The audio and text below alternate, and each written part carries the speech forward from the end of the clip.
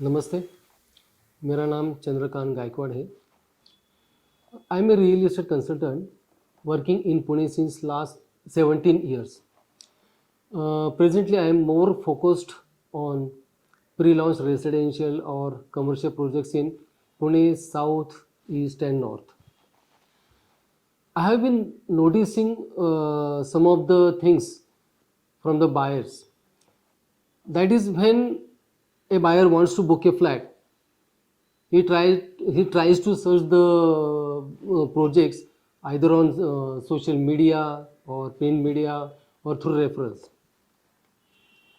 तो एक बात है कि जब ये सोशल मीडिया के थ्रू जब जाते हैं तो ये ढूंढते हैं, ये प्रोजेक्ट जब ढूंढते हैं तो वो टाइम पे वो वेबसाइट पे देखते हैं कि काफ़ी लोगों के वेबसाइट से काफ़ी प्रोजेक्ट्स है वो देखते हैं और उसके बाद ही आप वो प्रोजेक्ट चूज़ करते हैं।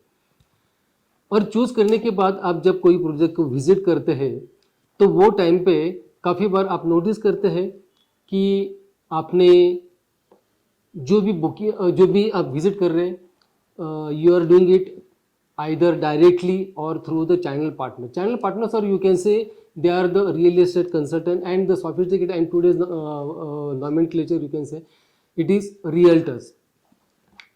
अगर ये चैनल पार्टनर के थ्रू जाएंगे या फिर डायरेक्ट जाएंगे तो उसमें फ़र्क क्या रहता है? तो बायर्स के दिमाग में ये थोड़ी सी बात रहती है कि अगर मैं डायरेक्ट किसी प्रोजेक्ट को विजिट कर रहा हूँ तो उसमें मेरा बेनिफिट क्या रहेगा, या फिर चैनल पार्टनर के थ्रू जाऊँ तो उसमें बेनिफिट रहेगा या फिर मेरा लॉस रहेगा। थोड़ा एक एप्रीहेंशन रहता है कि अगर मैं किसी प्रोजेक्ट को विजिट करूं और वो चैनल पार्टनर के थ्रू करूं तो शायद उनको कुछ ब्रोकरेज हो या फिर कुछ additional amount they have to bear. एक दिमाग में थोड़ा सा ऐसा रहता है, तो ये बातें मुझे थोड़ी क्लियर करनी है। या फिर इसके साथ बाकी कुछ भी उनके दिमाग में अगर ऐसे रहेगा कि अगर रियल्टर के थ्रू जाए तो क्या इश्यूज हो सकते हैं, ये थोड़े अगर रहेंगे तो वो थोड़ा क्लियर करने के वही सोच से ये हम पॉडकास्ट बना रहे हैं। तो एक बात सीधी है, अगर आप किसी भी प्रोजेक्ट पे डायरेक्ट विजिट करेंगे, किसी भी चैनल के थ्रू जाइए, सोशल मीडिया के थ्रू जाइए या फिर प्रिंट मीडिया के थ्रू जाइए या रेफरल के थ्रू जाइए, जब आप विजिट करेंगे तो आप सीधा जो भी सेल्स पर्सन से जब बात करेंगे तो सेल्स पर्सन आपको तो पूरा वो प्रोजेक्ट के बारे में मालूमात देगा। He will try to pitch the same project और वो प्रोजेक्ट के बारे में अच्छी बात करेगा, ये तो बात सही है।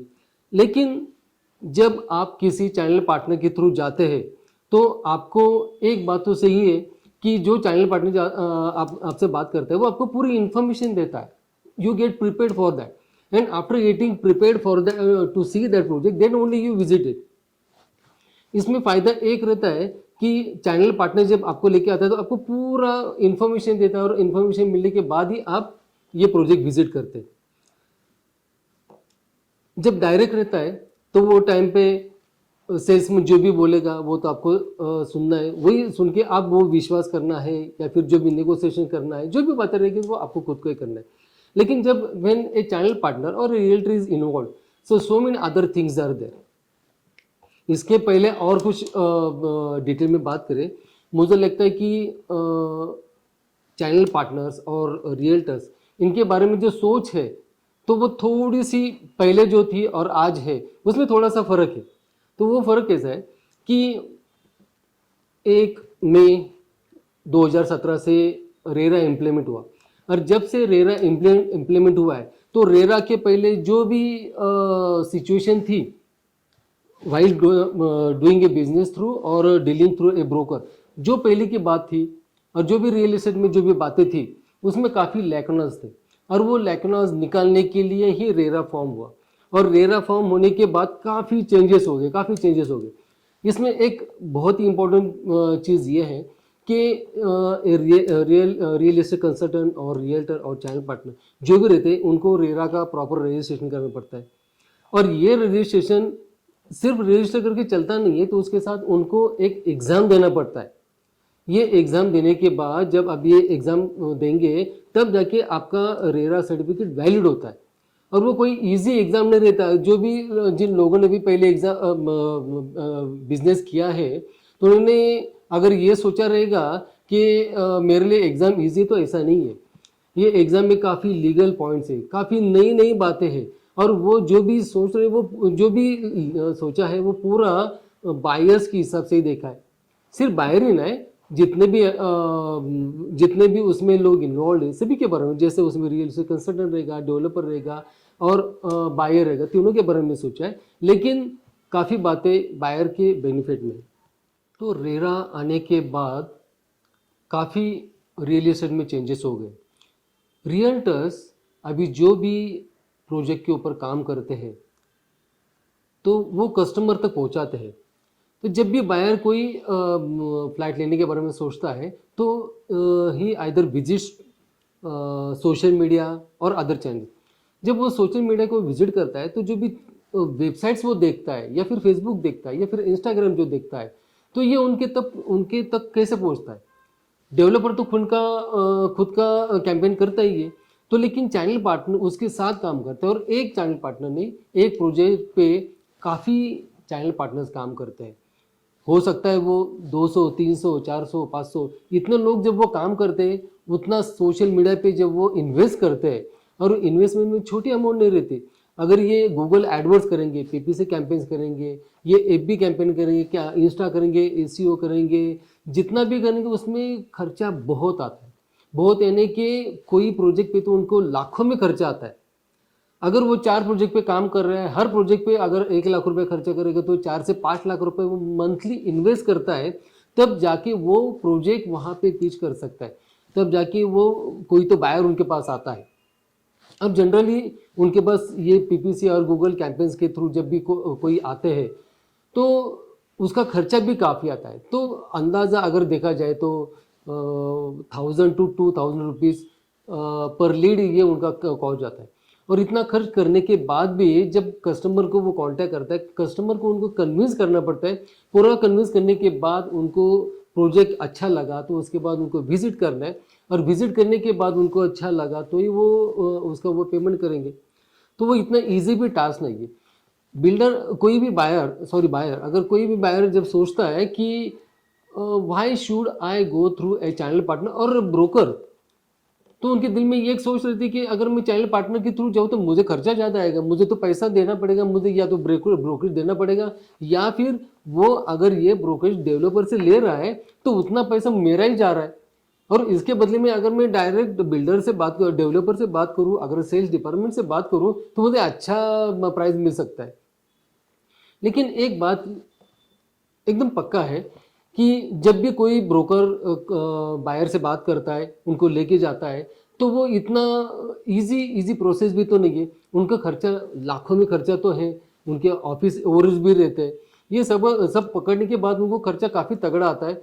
तो जो भी ब्रोकरेज उनको मिलता है, अंदाजा समझो जो भी है उनको ये ब्रोकरेज मिलता है, लेकिन उसके अगेंस्ट उनके खर्चे इतने बड़े रहते हैं कि भले उनको महीने में समझो 2 डील क्रैक करे या 3 डील क्रैक करे, तो उनका वो पूरा अमाउंट उनको रखना ही पड़ता है। जितना भी पैसा है तो उनको वो रखना है नेक्स्ट प्रोजेक्ट पिच कर मार्केट करने के लिए, तो उनका खर्चा काफ़ी रहता है।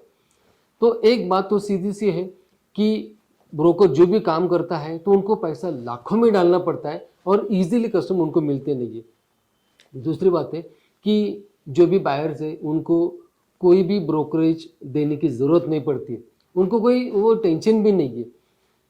तो एक बात है, ब्रोकरेज देने की ज़रूरत नहीं है। दूसरा, जो भी ब्रोकर जो काम कर रहे हैं, चैनल पार्टनर काम कर रहे हैं, वो लाखों में पैसा इन्वेस्ट कर रहे हैं। तीसरी बात यह है कि जब ये प्रोजेक्ट आपको अच्छा लगता है, तो अच्छा लगने के बाद जो नेगोशिएशंस की बात आती है, तो चैनल पार्टनर का एक इंटरेक्शन काफ़ी इंपॉर्टेंट रहता है।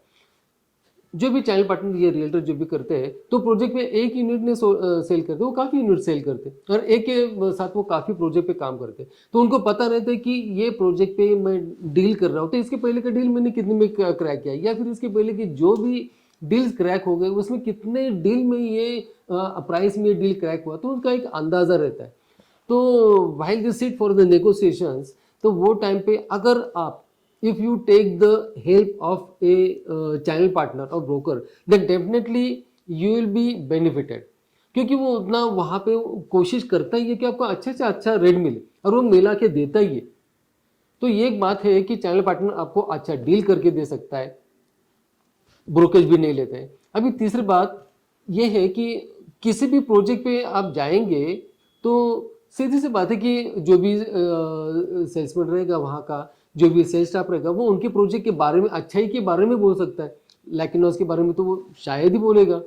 लेकिन चैनल पार्टनर एक ऐसा रहता है ना कि उसको वो एक ही प्रोजेक्ट नहीं रहता है, उसके साथ काफ़ी प्रोजेक्ट, वो एरिया के नियरिंग जितने भी प्रोजेक्ट्स है, काफ़ी प्रोजेक्ट्स का उनका नॉलेज रहता है।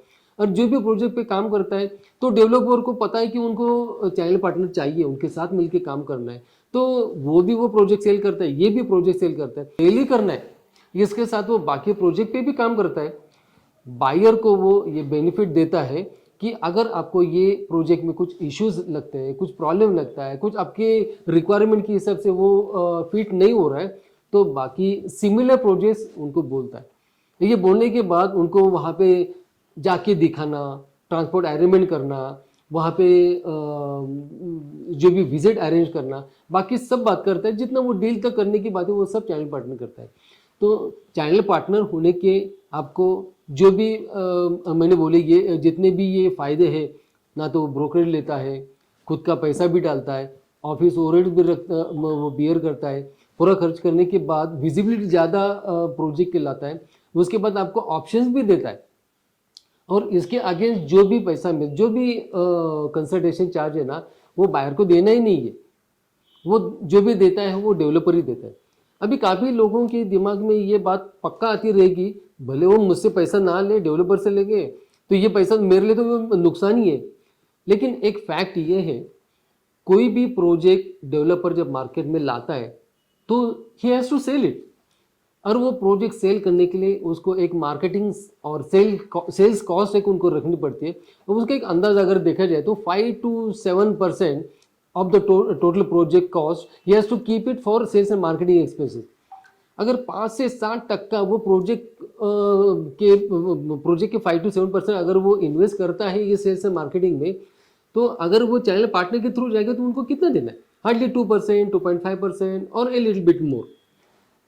तो ये फ़ायदा डेवलपर का है, डेवलपर का तो फ़ायदा है ही, इसलिए वो खुशी से उतने पैसे देता है, और उसका फ़र्क या फिर उसका इफ़ेक्ट इतना आपके प्राइस पे नहीं होता है।